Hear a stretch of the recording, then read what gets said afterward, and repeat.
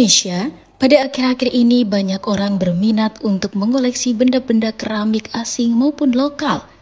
Jika yang mengumpulkan keramik tersebut adalah orang Indonesia, kemungkinan kecil untuk diperdagangkan kembali. Akan tetapi, jika yang membelinya adalah orang asing, terutama para kolektor keramik, maka akan banyak bersenyalir barang-barang keramik di seluruh negara, terutama negara yang lebih menghargai benda-benda keramik yang langka, yang bernilai artistik dan langka. Bicara soal keramik, Banten memiliki kisahnya sendiri. Menurut catatan sejarah, perkembangan keramik di masa Kesultanan Banten sudah cukup maju dan berkembang pesat. Tercatat hingga akhir tahun 1642, cukup banyak keramik berbagai jenis yang dikirim dari Banten menuju Eropa. Di Pelabuhan Karanghantu yang dulu dikenal sebagai Bandar Banten pada abad ke-17, pernah menjadi pusat perdagangan yang sangat ramai, salah satunya perdagangan keramik. Perdagangan rempah-rempah dan keramik ini termasuk perdagangan terbesar di Kepulauan Nusantara pada masa Kesultanan. Berdasarkan catatan sejarah, masa itu hampir seluruh kebutuhan keramik untuk daratan Eropa dipasok oleh Banten.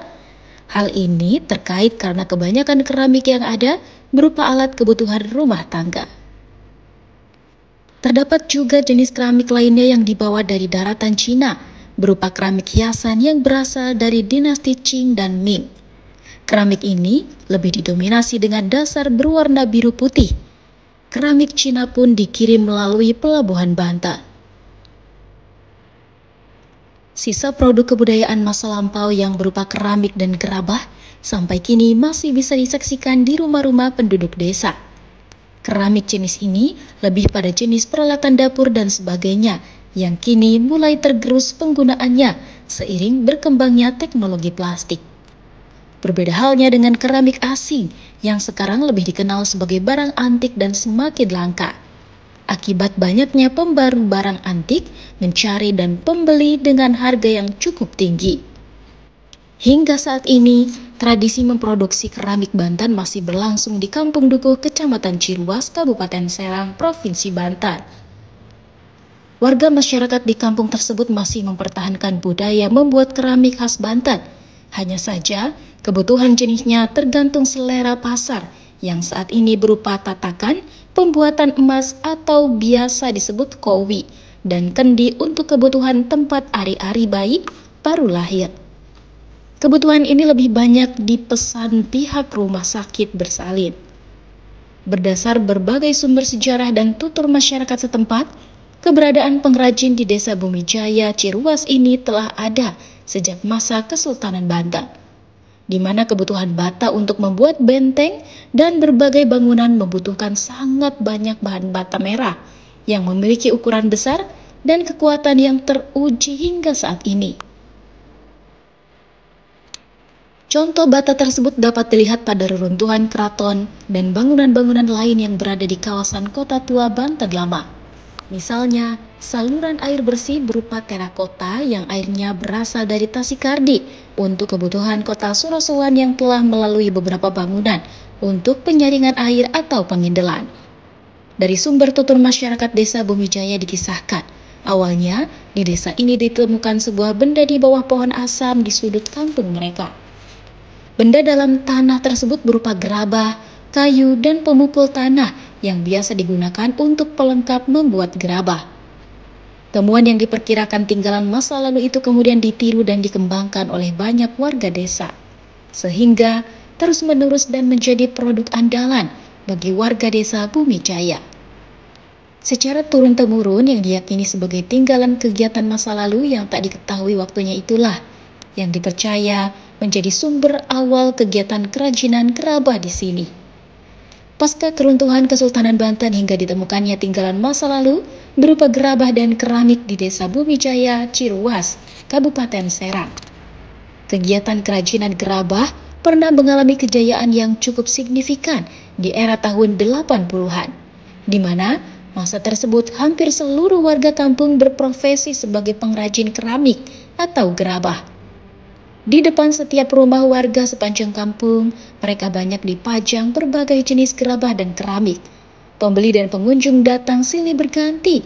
Bahkan, mereka berdatangan dari luar kota dengan menggunakan bus rombongan. Ketenaran keramik Banten juga meluas hingga ke Bali, sehingga banyak pembeli yang juga datang dari pembeli asing. Selain penjualan, sentra gerabah Bumijaya juga kerap dikunjungi oleh rombongan pelajar dari berbagai kota. Mereka datang untuk keperluan belajar, membuat keramik sebagai mata pelajaran tambahan, dan juga membelinya sebagai buah tangan. Ketenaran keramik dan gerabah asli Bumijaya ini karena memiliki keunikan dari bahan baku tanah yang tak terdapat di daerah lain. Bahan tanah di sini memiliki kekuatan tahan panas yang dapat melebihi batas maksimal hingga 600 derajat Celcius. Sehingga banyak digunakan oleh pengrajin emas dari berbagai daerah di Nusantara. Ini dibuktikan dengan banyaknya pengiriman alat pembakar emas ke pusat-pusat tambang emas. Selain itu, keunggulan ini juga telah tersertifikasi oleh lembaga penguji kualitas tanah. Keunikan lain yang dimiliki desa Gerabah ini adalah tanah yang tak berkurang. Meski pengambilan tanah untuk keramik dan gerabah telah berlangsung lama dan turun-temurun, tanah galiannya tak meninggalkan bekas lubang. Tanah di sini terus tumbuh dan kembali seperti semula. Dalam perkembangannya, pengambilan tanah tak hanya digunakan untuk pengrajin setempat, tapi ada juga pemesan yang beli dari luar desa mereka. Pembeli tanah dari Bali lebih mendominasi. Mereka tak hanya membeli bahan tanah, bahkan membawa pengrajinnya ke Bali untuk memproduksi gerabah dan keramik langsung di Bali. Seiring waktu, masa keemasan perjualan mengalami penurunan. Hal ini bukan diakibatkan kurangnya peminat, namun hal lain yang dianggap tragedi kemanusiaan, yaitu peristiwa Bom Bali 1 dan Bom Bali 2. Peristiwa ini begitu sangat memukul karena banyak pembeli asing yang merasa takut untuk datang langsung ke desa yang berada di wilayah Kabupaten Serang. Jika sebelumnya pesanan berbagai jenis gerabah tak henti mengalir, bahkan gerabah ukuran besar setinggi 1,5 meter banyak dipesan oleh berbagai hotel di Jakarta dan kota lainnya. Sejak saat itu, pemesanan untuk tipe besar tersebut total berhenti berproduksi. Kini, yang tersedia hanya sisa-sisa produksi masa lalu. Peristiwa kemanusiaan Bom Bali sangat berpengaruh signifikan terhadap penurunan pesanan gerabah-gerabah besar, karena banyak pemesanan yang takut datang ke desa ini, dan itu berlangsung sampai sekarang.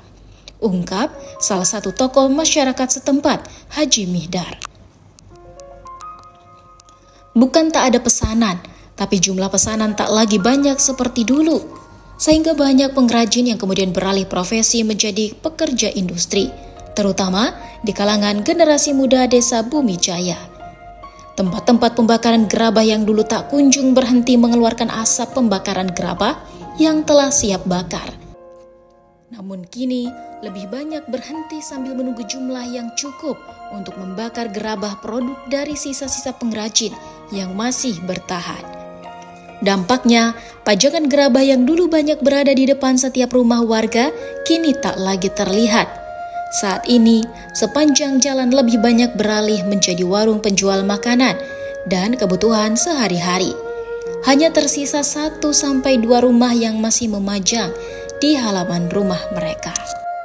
Bukan tidak ada usaha pemerintah untuk kembali mengembalikan kejayaan kerajinan gerabah dan keramik di desa ini. Namun, suasana yang diharapkan belum juga membangkitkan keinginan tersebut. Untuk itu, perlu adanya usaha ekstra keras untuk membangkitkan kembali industri keramik sebagai ciri khas Banten, dengan memulai membuat replika keramik masa lalu yang diselaraskan dengan selera kebutuhan konsumen masa kini. Sejauh ini, keramik Banten dapat ditemukan di beberapa tempat, antara lain di Pasar Anyor, Ciruas, Bali, dan mancanegara. Karena harganya relatif terjangkau oleh para wisatawan lokal maupun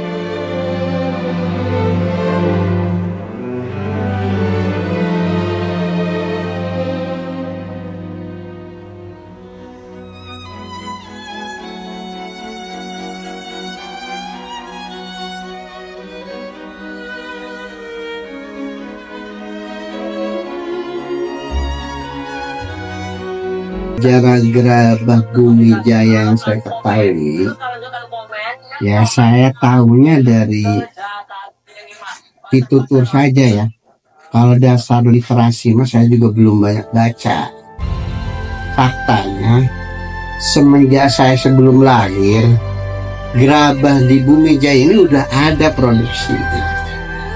Bahkan waktu saya kecil itu sudah jadi tempat wisata di sini. Banyak turis baik dari Eropa, Amerika, Jepang, hampir tiap minggu tuh ada yang berkunjung ke sini. Ya, saya kecil dari tahun 80-an. Udah banyak turis ke sini datang. Ya kadang perorangan, kadang grup satu mobil gitu. Udah sering. Nah, mulai sepi, tidak ada pengunjung turis itu mulai era 90-an.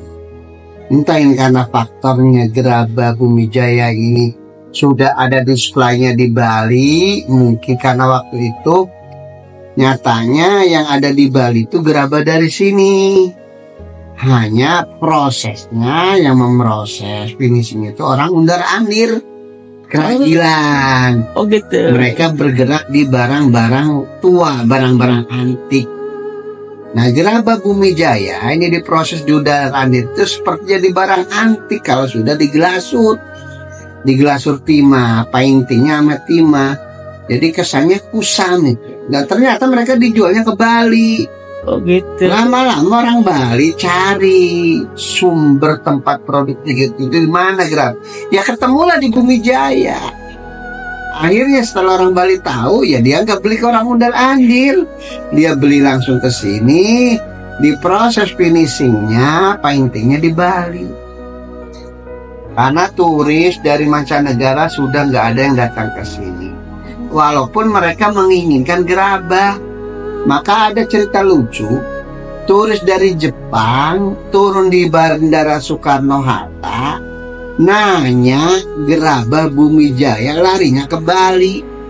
Padahal dari Soekarno-Hatta ke Bumi Jaya itu paling juga sejam setengah sudah. Naik bus, udah dekat satu provinsi. Tetap berjalan proses produksinya, tapi untuk marketnya, pemasarnya ada di Bali, mulai sentral pemasarannya.